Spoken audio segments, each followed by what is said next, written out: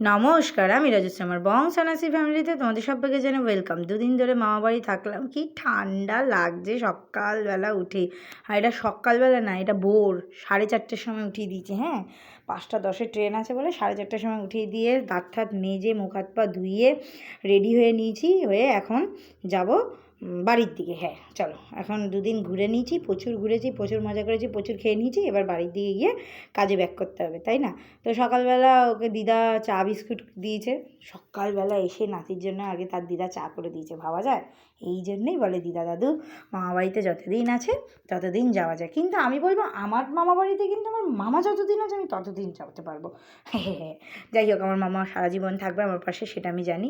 তো এখন অন্ধকারের মধ্যে চললাম স্টেশনের উদ্দেশ্যে। 5:10 ট্রেন। এই যে পুরো রাস্তাঘাট অন্ধকার, 4:30টার সময় আর কত আর আলো উঠবে, তাই না? সবাই এখানে মোটামুটি উঠে যাচ্ছে আস্তে আস্তে, মানে এরা সব তাড়াতাড়ি 9টার মধ্যে ঘুমায়, ভোর 5টার মধ্যে উঠে যায়। মানে অ্যাকচুয়ালি আমার বাবা, মানে বাবাও এরকম, তাই না? এই দেখুন 5:05 বাজে, 5:10 ট্রেন। আর এইদিকে একটাই টিকিট কাউন্টার, মানে এই পাশে যেদিকে আসার সময় সোদপুর থেকে নামি ওইদিকেই টিকিট কাউন্টার আছে।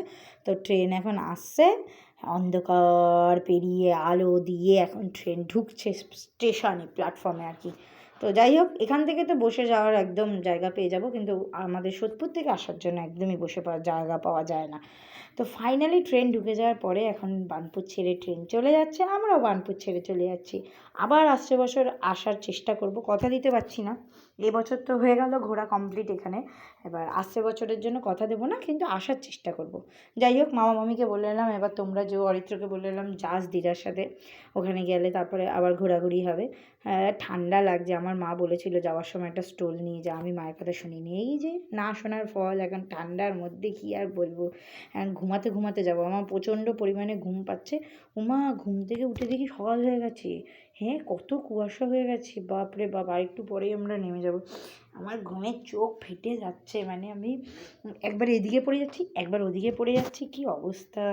তারপরে সোদপুরে নামলাম, নেমে এখন হেঁটে হেঁটে আবার সাবওয়ে দিয়ে গিয়ে যেতে হবে। তারপর আমার খিদে পেয়ে গেছিলো, কারণ আমি আজকে ট্রেনে কিচ্ছু খাইনি। তারপর লিকার চা আর বিস্কুট খেয়ে নিলাম, একটা জিরা বিস্কুট দিয়ে, যেটা খুব খেতে ভালো ছিল। ও, খেয়ে নিলাম। তার কারণ হচ্ছে এরপরে আমি ডাইরেক্ট যাব স্কুলে, মানে আমি বাড়ি ঢুকবো না, ডাইরেক্ট এখন স্কুলে গিয়ে ঢুকবো। তো সেই জন্যেই আর কি আমি খুব একটা খাবার খাইনি ট্রেনের মধ্যে। তো এসে এখানে এসে চা বিস্কুট খেলাম, তারপর এখন অটো করে যাচ্ছি। ঘুম আমার চোখ থেকে একদমই যাচ্ছে না, কেন জানি না। যাই হোক, তারপর আসার সময় তো ঠাকুরকে নমস্কার করে চলে এসেছিলাম, কিন্তু দেখানো হয়নি আপনাদের সাথে। এই দিন দেখে নিন গৌরনীতাইকে আর জগন্নাথ দেবকে, দেখেছেন? জগন্নাথ দেব আমি যেখানেই যাব সেখানেই থাকবে। তারপরে এখানে পায়রাগুলো কি সুন্দরভাবে খাবার খাচ্ছিল, আর একটা বাচ্চা ছেলে পায়রাগুলোকে হাতে নিয়ে খাবার খাওয়াচ্ছে। বাপরে বাপ! ওর তো প্রচুর সাহস আছে, সত্যি। সাহস না থাকলে কি হাতে নিয়ে খাওয়াতে পারে? আমি তো হাতে নিয়ে খাওয়ানোর সময় ভাবেই আমার হাতের চামড়াগুলো বুঝি উঠিয়ে খেয়ে নিল ওরা। যাই হোক, আমার ভাবনা চিন্তা একদম অন্যরকম। জানি না আমার ভাবনা চিন্তার সাথে কার কার মেলে। যদি কারোর মেলে তাহলে অবশ্যই কমেন্টের মাধ্যমে জানাবেন। আর পায়রাগুলো উড়ে যাচ্ছিলো যখন, তখন দেখতে বেশ ভালো লাগছিলো।